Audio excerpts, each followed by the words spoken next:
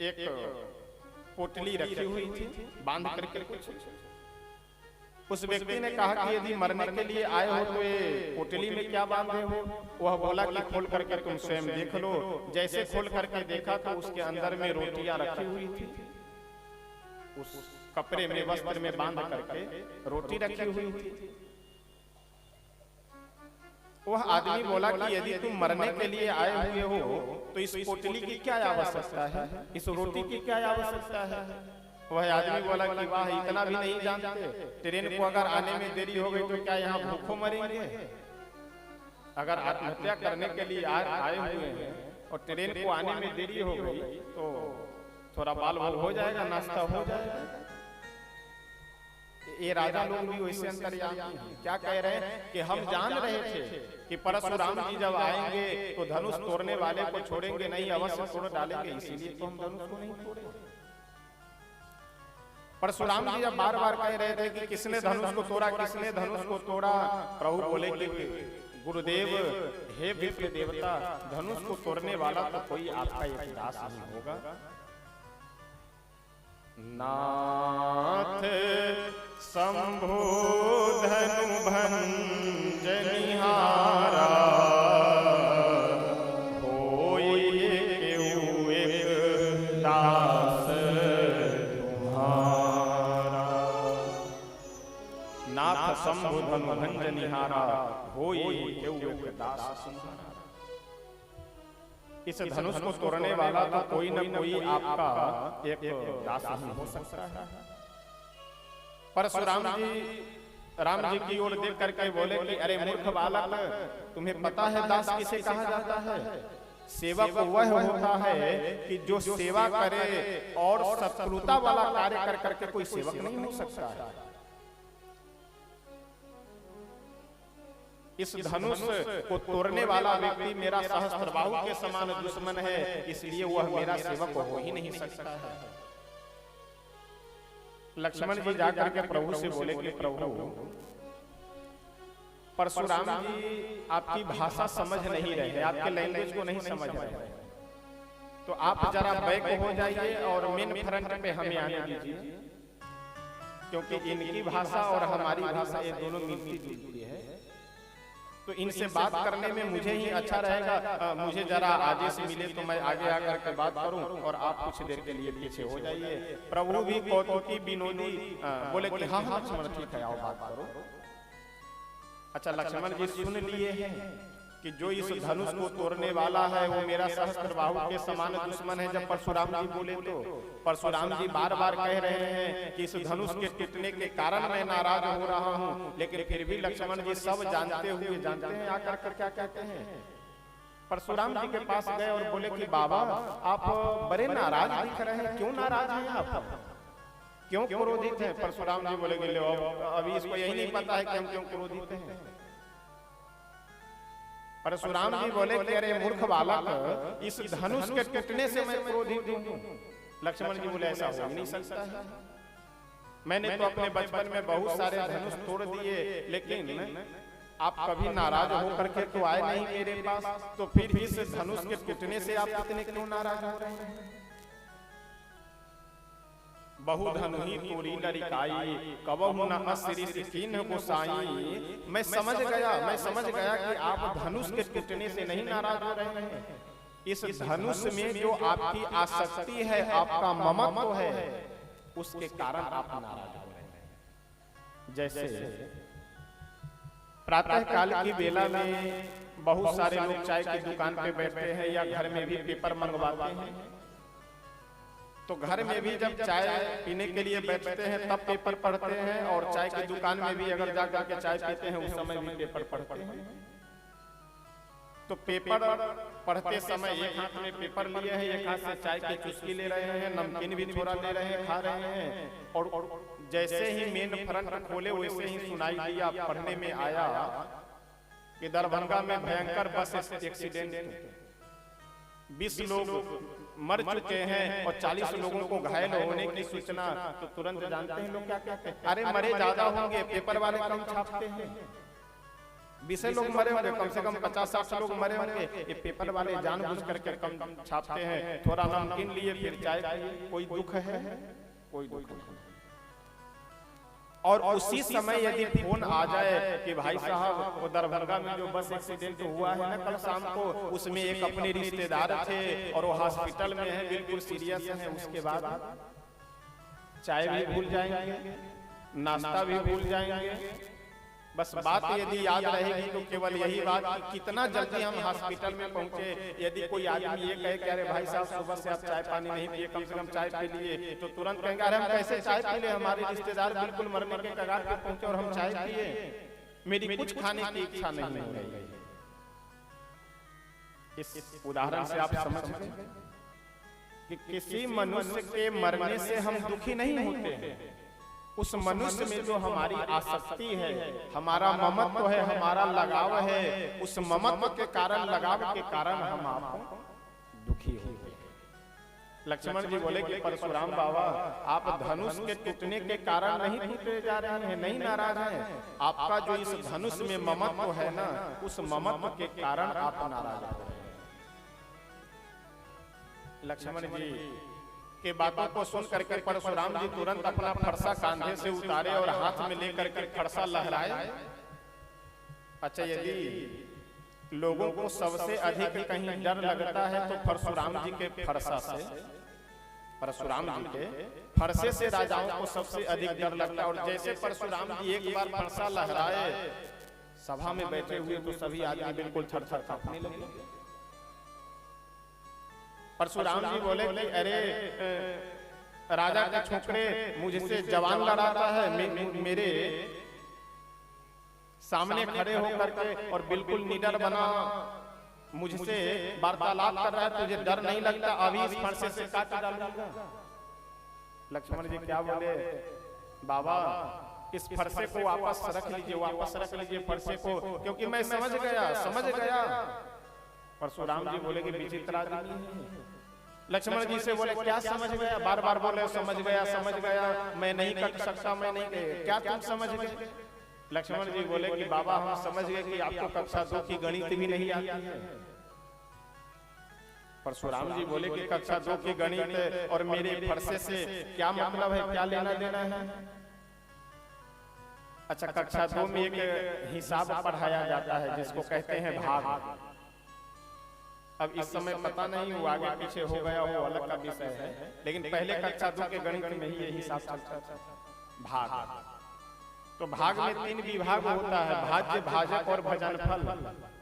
तो भाज्य द्वारा भाजक को विभाजित कर करके आगे लास्ट में भजनफल लिखा जाता है, और काटते अंत में नीचे कुछ अंक बच जाते हैं जो नहीं कटते हैं, उन्हें क्या कहा जाता है? शेष। लक्ष्मण जी बोले कि परशुराम बाबा समझ गए कि आपको कक्षा 2 की गणित भी नहीं आती है। अरे जब साधारण से हिसाब का शेष नहीं कटता है तो ये पाताल का शेष कैसे कट सकता है? मैं तो शेषा बता रहा हूँ, इसलिए मैं नहीं कट सकता। परशुराम जी बोले कि मूर्ख बालक, मेरे सामने खड़े होकर के, मेरे सामने खड़े होने का बड़े बड़े योद्धा और पहलवान लोग हिम्मत नहीं कर सकते, और मेरे सामने खड़े होकर के और मुझसे मुंह लगी बात करता है। अच्छा, यहाँ पर थोड़ा गंभीरता से अगर विचार किया जाए तो परशुराम जी इतने परेशान आखिर क्यों? धनुष शंकर भगवान का, तोड़ने वाले राम जी, तोड़वाने वाले जनक जी। अच्छा, शंकर भगवान का धनुष तो शंकर भगवान को कोई लेना देना नहीं, कोई मतलब नहीं, लेकिन परशुराम जी आकर के नेतागिरी कर रहे हैं। कोई मतलब है परशुराम जी का आने का? तोड़वाने वाले कोई और, तोड़ने वाले कोई और, जिनका धनुष उनको कोई लेना देना नहीं, लेकिन परशुराम। अच्छा, मान लीजिए परशुराम जी से अगर जाकर के कोई पूछे कि बाबा धनुष आपके गुरु जी का है, धरोहर में जनक जी को मिला था, तोड़ने वाले राम जी हैं, इन तीनों में से आप एक भी नहीं है, यहाँ तक कि शंकर भगवान आपको ये भी तो नहीं कहते कि धनुष की रक्षा करना, तो फिर आप क्यों परेशान हैं? क्यों यहाँ आकर के इतने शोर शराबा मचाए हैं? तो जानते हैं परशुराम जी क्या कहे होंगे? मेरे विचार से तो परशुराम जी यही कहे होंगे कि ऐसा है, यह धनुष भले ही हमारे गुरुदेव का है, शंकर भगवान का है, लेकिन शंकर भगवान तो हमारे वो चुनाव लड़ने वाले नहीं, चुनाव तो हमें लड़ना है। अच्छा, मुद्दा कौन आदमी बनाता है? जिसे नेतागिरी करना रहता है वही तो मुद्दा बनाता है। बाद में चाहे भले जो कुछ हो ना हो उससे लेना देना नहीं है, लेकिन नेतागिरी करने वालों को केवल मुद्दा चाहिए। परशुराम जी बोले कि मेरा इस संसार में अपना वर्चस्व बना करके रखना है, राजाओं में अपना डर बना करके रखना है, तो कुछ मुद्दा तो बनाना पड़ेगा। तो दूसरा मुद्दा कौन सा बनाए? तो अब धनुष का ही मुद्दा बना करके एक बार राजाओं को अच्छे से हरखा दे रहे हैं कि ये सब हमसे डरे रहेंगे और हमारा वर्चस्व संसार में बना हुआ रहेगा। हम लोगों की सबसे बड़ी समस्या यही है कि करने वाले कोई और, करवाने वाले भी कोई और, लेकिन हम लोग अपने माथे पे ला ले रहे हैं। जैसे परिवार में यदि कोई बात हो, कोई समस्या हो, यदि परिवार के हम गार्जियन हैं तो हम लोगों को सबसे बड़ी समस्या यही रहती है कि हम लोग बिल्कुल दिन रात इसी चिंता में, टेंशन में लगे रहते हैं कि इस परिवार को हम चला रहे हैं, परिवार को हम चला रहे हैं, यदि हम नहीं रहेंगे तो परिवार बिखर जाएगा, तहस नहस हो जाएगा, ये हो जाएगा। लेकिन ऐसी बात नहीं है। यदि आप गार्जियन हैं, आप परिवार के अगुआ हैं, सदस्य, श्रेष्ठ सीनियर सदस्य हैं, तो जानते हैं ये भगवान की विशेष आपके ऊपर कृपा है। बाकी इस संसार में जो कोई भी मनुष्य आया है अपने प्रारब्ध से आया है, और जो कुछ भी हमारे आपके जीवन में हो रहा है वह सब भगवान की कृपा से हो रहा है। बस हम लोग ये मान लेते हैं कि हम कर रहे हैं, यही हम लोगों की समस्या है। यानी हम लोग निरर्थक झूठे अपने खोपड़ी पे, माथे पे बोझ लादे रहते हैं। एक आदमी ट्रेन में बैठा हुआ था, ध्यान दीजिएगा, एक आदमी कहाँ बैठा था? ट्रेन में। और ट्रेन में बैठने के बाद वह जो आदमी था अपने बैग को माथे पे रखे हुआ था, और माथे पे बैग को रख करके ट्रेन में बैठा है। रेलगाड़ी चली जा रही है। आसपास में बैठे हुए लोग बोले कि अरे तुम भी महामूर्ख लगते हो, जब ट्रेन में बैठे हो तो अपने इस झोली को, बैग को माथे पे क्यों रखे हो? या तो सीट के अंदर रख दो, नहीं तो ऊपर वाले सीट पे डाल दो। वह आदमी बोला कि वाह, कमाल की बात करते हो, स्वयं भी ट्रेन में बैठे हुए हो और सामान भी ट्रेन के ऊपर ही रख दो, सारा वजन ट्रेन के ही ऊपर डाल दो। अरे कुछ वजन तो अपने ऊपर लिए रहो। अच्छा, अब जरा विचार कर करके देखिए कि वह आदमी यदि अपने माथे पे बोझ लादे है तो क्या ट्रेन के ऊपर उस बोझ का वजन नहीं है? उस झोले का वजन ट्रेन के ऊपर नहीं है, तो ट्रेन के ऊपर ही, लेकिन बीच में झूठे माथे पे लाद करके मुसीबत लिए घूम रहे हैं। वही स्थिति हम लोगों की। अभी पहले शंकर भगवान का प्रसंग गया था, वहां मैं विस्तार से इस बात का निवेदन कर चुका हूं कि जब जीवन में हम कुछ कार्य करना चाहें और हमें कोई रास्ता न दिखाई पड़े, हमारे प्रयास करने के बाद भी यदि कार्य सफल होता हुआ न दिखाई पड़े, तो उसके बाद अपने माथे पे मुसीबत न रख करके भगवान के ऊपर छोड़ देना चाहिए। जाहि विधि राखे राम ताहि विधि रही। तो केवल गाने से नहीं, इसको अपने जीवन में, आचरण में पालन करना पड़ेगा। परशुराम जी जब ज्यादा नाराज हो गए कि अब तो मैं इस बालक को छोड़ूंगा नहीं, अब तो मैं इसे मार डालूंगा, समाप्त कर डालूंगा, काट डालूंगा, हाय हाय सब सभा पुकारा। लक्ष्मण जी बोले कि बाबा, ये जो बार बार आप अपना फरसा दिखला रहे हैं ना, इस फरसे से यहाँ काम होने वाला नहीं है। गोस्वामी जी बहुत सुंदर लिखते हुए कहते हैं कि लक्ष्मण जी बोले कि परशुराम बाबा, ये जो बार बार आप फरसा दिखला करके हमें डराना चाह रहे हैं, इस फरसे से मैं डरने वाला नहीं। यहाँ कुम्हर बतिया को नाई, यहाँ कुम्हर बतिया को नाई, यहाँ कुम्हर बतिया को नाई, यहाँ कुम्हर बतिया को नाई, जेतर जनी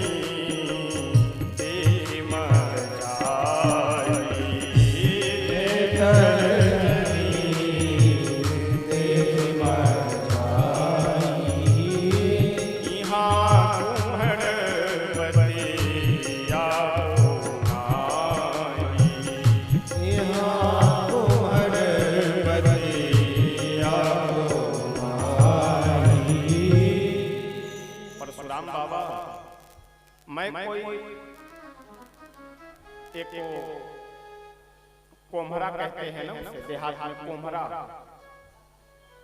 तो उस कोम्हरे के फूल के विषय में यह कहा जाता है कि यदि उसके फूल को, उसके छोटी सी बतिया को यदि अंगुली दिखला दिया जाए ना तो वह सूख जाता है। लक्ष्मण जी बोले कि परशुराम बाबा, ये बार बार जो आप फरसा दिखला रहे हैं ना, ये वही अंगुली दिखलाना है, और मैं कोम्हरे का कोई बतिया नहीं हूँ कि जो ये बार बार आप फरसा रूपी अंगुली दिखला रहे हैं तो इससे मैं डर जाऊंगा, घबरा जाऊंगा। परशुराम बाबा मन में सोच रहे हैं कि आज मेरा फरसा चल क्यों नहीं रहा है। वो स्वामी जी तो यहाँ तक कहते हैं कि परशुराम जी मन ही मन बहुत इस बात को लेकर के चिंतित होने लगे कि बहई नहाथ दहई से छाते भाग उठार कुंठित नृपघाती। बहई नहाथ दहई से छाते। परशुराम जी फरसे से बोले कि फरसा तो चल क्यों नहीं रहा है। फरसा बोला कि मेरी कौन बात है, मेरी मुझसे मत पूछिए, हाथ से पूछिए, हाथ क्यों नहीं चल रहा है। मैं तो तैयार बैठा हुआ हूँ, लेकिन अब हाथ आगे बढ़े तब तो फरसा आगे बढ़े। परशुराम जी हाथ से बोले कि ये हाथ तू आगे क्यों नहीं बढ़ रहा है। हाथ बोला कि अपने दिल से पूछो आप। अच्छा, जब तक मन न कहे तब तक हम लोग किसी कार्य में प्रवृत्त नहीं हो सकते। बात है ना। जैसे कई बार यदि आपसे कोई व्यक्ति कहे कि भाई साहब चलो जरा मार्केट घूम आते हैं, तो क्या अरे हमारा मन नहीं है इसलिए हम नहीं जाएंगे। क्यों आप क्यों नहीं जा रहे हैं? क्योंकि आपका मन नहीं है। तो जो मन कहता है वही मनुष्य करता है। हाथ बोला कि परशुराम जी आप अपने मन से पूछिए कि मन हमें आज्ञा क्यों नहीं दे रहा है। परशुराम जी मन से बोले कि क्यों रे मन, तू हाथ को क्यों नहीं आगे बढ़ने की आज्ञा दे रहा है। मन बोला कि अपने आत्मा से पूछिए कि आत्मा क्यों नहीं स्वीकार कर रही है कि लक्ष्मण जी को मार दिया जाए। जब परशुराम जी आत्मा से पूछे तो आत्मा तुरंत जवाब देते हुए बोली कि परशुराम जी जरा विचार तो कीजिए कि किनको मारने जा रहे हैं। ये लक्ष्मण जी साक्षात शेषा अवतार हैं, अनंत हैं और भगवान के अनन्य उपासक हैं। उनके छोटे भाई हैं और भगवान के छोटे भाई को आप मारने जा रहे हैं तो हम कैसे आज्ञा दे सकते हैं। परशुराम जी तो चिल्ला करके जोर से क्रोध में होकर के बोलने लगे कि अब तो ये राजकुमार मारा गया। तुरंत प्रभु पास में आकर के बोले कि गुरुदेव, यदि कोई छोटा बालक कुछ अपराध कर दे तो बड़े जो माता पिता है ना, वो माता पिता उस अपराध पे ध्यान नहीं देते हैं। तो आप तो मेरे गुरु हैं, माता पिता के समान है, इसलिए लक्ष्मण के अपराधों पे ध्यान नहीं दीजिए। छोटा है, बालक है, दूध मुहा है। परशुराम जी बोले कि दूध मुहा, अरे एक विषमुहा है, विषमुहा दूध मुहा नहीं है। दूध मुहा बालक ऐसी बात नहीं कर सकता है। प्रभु बोले कि अब आपको देखने में बाबा ऐसा लग रहा होगा, लेकिन वास्तव में मेरा जो छोटा भाई है ये तो दूध मुहा ही है। परशुराम जी राम जी की ओर जब देखे तो उनका क्रोध ठंडा हो जाता है, और लक्ष्मण जी की ओर देखते हैं तो क्रोध फिर अपने टेम्परेचर बढ़ जाता है। अब तो परशुराम जी ये देख करके ज्यादा परेशान है कि एक भाई को देखते हैं तो तुरंत क्रोध डाउन हो जाता है, दूसरे भाई को देखते हैं तो क्रोध बढ़ जाता है। ये मामला क्या है? अंत में प्रभु आकर के परशुराम जी से बोले कि परशुराम जी आप बार बार हमें जो फरसा दिखला रहे हैं, बार बार अपने आप को योद्धा बनाने के प्रयास में है ना, यदि मैं आपको योद्धा मान लूं, योद्धा समझ लूं, तो इस संसार में कोई ऐसा योद्धा है ही नहीं जो मेरे सामने जीत सकता है, मेरे सामने खड़ा रह सकता है। ये तो मैं आपको ब्राह्मण समझ करके प्रणाम कर रहा हूँ, आपके कांधे पे जनेऊ देख करके प्रणाम कर रहा हूँ, आपके मस्तक पे त्रिपुंड देख करके आपको सम्मान कर रहा हूँ। तो इसलिए बार बार आप मुझे योद्धा बनाने के लिए मेरे सामने योद्धा बनने का प्रयास नहीं कीजिए। परशुराम जी जब प्रभु के इन बातों को सुने तो उनका जो अज्ञान था हृदय में वो दूर हो गया और परशुराम जी उन्हें अपना धनुष दे करके बोले कि धनुष पे बाण चढ़ा करके दिखलाइए तो मैं समझ जाऊंगा कि आप भगवान हैं, आप ईश्वर हैं। जैसे ही प्रभु को धनुष देना चाह ही रहे थे कि धनुष अपने आप प्रभु के पास चला जाता है और प्रभु उस धनुष पे बाण चढ़ाए। परशुराम जी तुरंत चरणों में गिर करके प्रणाम किए कि बोले कि प्रभु मैं समझ गया कि आप भगवान हैं, मुझसे बहुत बड़ा अपराध हो गया, मुझे क्षमा कर दीजिए और मैं चलता हूँ। भगवान बोले कि अब आप वैसे नहीं जा सकते क्योंकि मेरा जो बाण है ना ये बाण अमोघ है। क्या है? अमोघ है। जिमी अमोघ रघुपति कर बाणा यही भांति चले हनुमाना। तो भगवान का बाण क्या है? अमोघ है। प्रभु बोले कि यदि धनुष पे बाण मेरा चढ़ गया है लक्ष्य को देख करके तो बिना कुछ लिए हुए मेरा बाण धनुष से नहीं उतर सकता है। परशुराम जी बोले तो प्रभु मेरे पास में दो वस्तुएं हैं, एक तो मन के समान मेरी गति है, यानी मैं जहाँ चाहूँ वहाँ मेरे मन में संकल्प होते ही मैं वहां पे जा सकता हूं, और दूसरा मेरे पास तपस्या के द्वारा अर्जित एक से एक दिव्य लोक हैं, तो मेरे दिव्य लोकों को ले लीजिए, मेरी गति को नहीं लीजिए। तो प्रभु परशुराम जी के पुण्यों का क्षय करके उस बाण से और धनुष को पुनः अपने पास रख लेते हैं और परशुराम जी उनसे क्षमा याचना कर करके चले जाते हैं। किस लिए? साधना करने, तपस्या करने।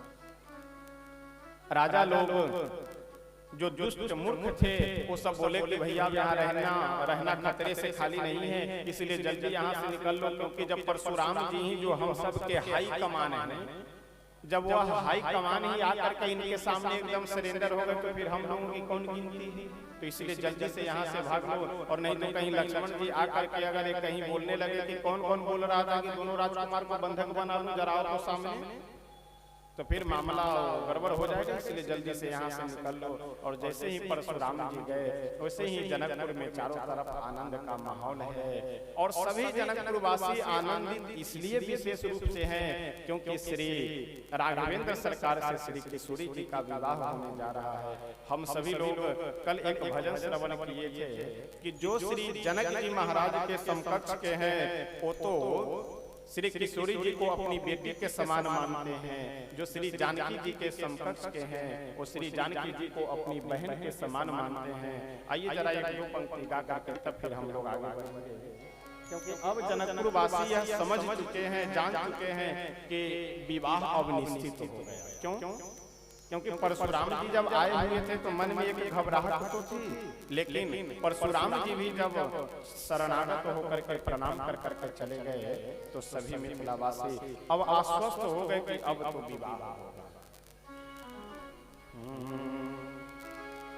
सिया जी बहनिया हमारो राम लगी